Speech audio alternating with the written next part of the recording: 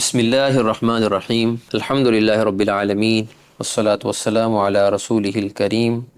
اما بعد۔ مالدار مسلمانوں کے لیے اپنے مال میں سے زکوٰۃ کا نکالنا فرض ہے، لیکن کیا مال میں سے صرف زکوٰۃ دینا ہی فرض ہے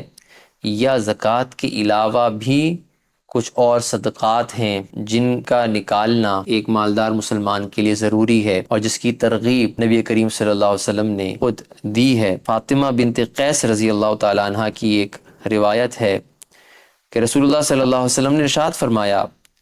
کہ مال میں زکوٰۃ کے علاوہ بھی حق ہے، یعنی مال میں صرف زکوٰۃ ہی واحد حق نہیں ہے جو اللہ رب العزت نے رکھا ہے جس کا نکالنا فرض ہے، بلکہ اس کے علاوہ اور بھی مقامات اور بھی مواقع موجود ہیں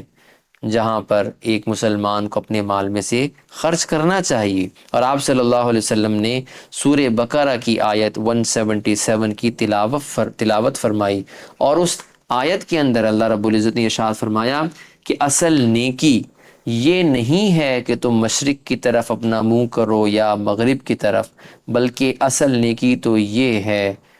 کہ لوگ اللہ پر ایمان لائیں اور آخرت کے دن پر اور فرشتوں پر اور اللہ کی کتابوں پر اور اللہ کے نبیوں پر، اور ساتھ وہ جنہوں نے مال کی محبت کے باوجود اس کو خرچ کیا اپنے قرابت داروں پر یعنی رشتہ داروں پر اور یتیموں پر اور مسکینوں پر اور مسافروں پر اور مانگنے والوں یعنی سائلوں پر، اور اسی طرح غلاموں کو آزادی دلانے پر۔ تو معلوم یہ ہوا کہ مال کی محبت بھی ہے، مال کی ضرورت بھی ہے، اس کے باوجود انہوں نے ان تمام جگہوں پر خرچ کیا، تو اصل نیکی یہ ہے۔ اس سے یہ بات بھی معلوم ہوگی اس حدیث سے اور اس آیت کے ترجمے سننے سے کہ زکوٰۃ کے علاوہ بھی ضرورت مندوں کی ضرورت کو پورا کرنا یہ مالداروں کی ذمہ داری رہتی ہے۔ یہ بات غلط فہمی ذہن میں نہیں رکھنی چاہیے کہ اگر زکوٰۃ دے دی اور اس کے بعد پڑوسی جو ہے وہ مثال کے طور پر بھوکا ہے تو چونکہ میں زکوٰۃ دے چکا ہوں تو اب میری ذمہ داری نہیں، ایسا نہیں، بلکہ اس پڑوسی کے فاقے کو دور کرنا، اس کے کھانے پینے کا بندوبست کرنا یہ صاحب مال کی ذمہ داری ہے۔ اسی لیے آپ صلی اللہ علیہ وسلم نے مختلف موقعوں پر پیسوں کے خرچ کرنے کا حکم بھی دیا اور تعلیم بھی ارشاد فرمائی۔ چنانچہ آپ صلی اللہ علیہ وسلم نے ارشاد فرمایا کہ اللہ تعالیٰ نے ایک پیغام دیا ہے، ایک پیغام بھیجا ہے کہ آدم کی اولاد، تم اپنے پیسوں میں سے ضرورت مند بندوں پر اپنے پیسوں میں سے خرچ کیا کرو، جب تم خرچ کرو گے تو میں تمہیں اپنے خزانے میں سے دیتا رہوں گا۔ یہ شوق دلایا کہ یہ غم نہ کرو اور فکر نہ کرو کہ اس سے پیسوں میں کمی آ جائے گی، جس اللہ نے پہلے دیا ہے جب تم خرچ کرو گے تو وہ اپنے غیب کے خزانوں سے تمہیں اور زیادہ نواز دے گا۔ اور ایسی ہی بات ایک حضرت اسماء بنت ابی بکر رضی اللہ تعالیٰ عنہ نے بیان فرمائی کہ رسول اللہ صلی اللہ علیہ وسلم نے ان سے خود فرمایا کہ تم اللہ تعالیٰ کے بھروسے کے اوپر خوب خرچ کرتی رہا کرو اور پیسوں کو اور اپنے مال کو گن گن کر سنبھال کر نہ رکھا کرو۔ اگر تم حساب کر کے گن گن کر دو گی تو اللہ بھی تمہیں حساب کر کے گن گن کر دے گا، اور جب تم بے حساب دو گی تو اللہ تعالیٰ بھی تمہیں بے حساب دے گا۔ اس لیے بہت کھلے ہاتھ کے ساتھ نیکی کے کاموں میں خرچ کرتے رہنا چاہیے۔ اس کا یہ مطلب نہیں ہے کہ حد سے تجاوز کر دے اور اپنی ضرورت کا بھی نہ رکھے، نہیں، اپنی ضرورت کا رکھنے کے بعد جو زائد پیسے ہوں زکوٰۃ وغیرہ کے ادا کر دینے کے بعد اب ان پیسوں میں سے ضرورت مندوں پر مال خرچ کرتے رہنا چاہیے۔ آپ صلی اللہ علیہ وسلم نے جب یہ تعلیمات دی تو آپ کا اپنا عمل کیسا تھا اس موقع پر؟ چنانچہ آپ صلی اللہ علیہ وسلم نے خود ارشاد فرمایا کہ اگر میرے پاس احد پہاڑ کے برابر بھی سونا ہو تو میرے لیے سب سے خوشی کی بات یہ ہوگی کہ میں 3 راتیں گزرنے سے پہلے پہلے اس سب کو اللہ کے راستے میں خرچ کر دوں اور اس میں سے کچھ بھی اپنے پاس نہ رکھوں، ہاں تھوڑا سا رکھوں جو میں نے کسی کا قرض اگر دینا ہو تو اس سے قرض ادا کر دیا جائے، ورنہ سارا میں خرچ کر دوں۔ تصور کریں احد پہاڑ، یہ تو کتنا بڑا پہاڑ ہے، اور اگر یہ سونے کا ہو اور اس سارے سونے کو نبی کریم صلی اللہ علیہ وسلم 3 دن کے اندر اندر خرچ کر دیں، ان کا کتنا بڑا اور کتنا کشادہ ہاتھ ہے، یا کتنا شوق ہے آپ کا، اور آپ کا اپنا عمل ایسا ہی رہا۔ آپ صلی اللہ علیہ وسلم نے ایک موقع پر نماز کے لیے تشریف لیا، پھر واپس اندر چلے گئے اور کچھ دیر بعد آئے اور ارشاد فرمایا کہ کچھ پیسے میرے پاس بچے ہوئے تھے، میں نے ارادہ کیا کہ پہلے اس کو خرچ کراؤں اور اس کے بعد پھر مسجد میں آ جاؤں۔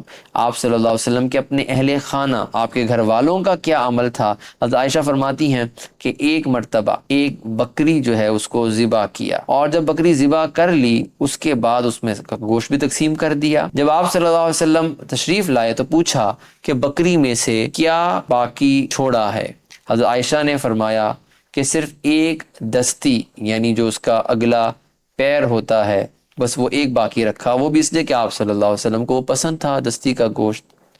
تو آپ نے فرمایا کہ وہ دستی جو باقی رہ گئی ہے وہ ہی باقی رہ گئی، باقی جو تم نے خرچ کر دیا وہ تمہارے کام آنے والا بن گیا ہے۔ یعنی حقیقت یہ ہے کہ جو دستی تم نے چھوڑ دی، وہ دستی جو ہے نا وہ تو ختم ہو جائے گی، لیکن جو تم نے اللہ کے راستے میں خرچ کیا وہ ہمیشہ کے لیے تم نے جمع کر دیا۔ پھر آپ صلی اللہ علیہ وسلم نے یہ بھی فرمایا کہ جو صدقہ دیتا ہے وہ اللہ تعالیٰ کی ناراضگی کو، اللہ تعالیٰ کے غصے کو ٹھنڈا کر دیتا ہے، اور جو صدقہ دیتا ہے اللہ تعالیٰ اس سے بری موت کو دور رکھتے ہیں۔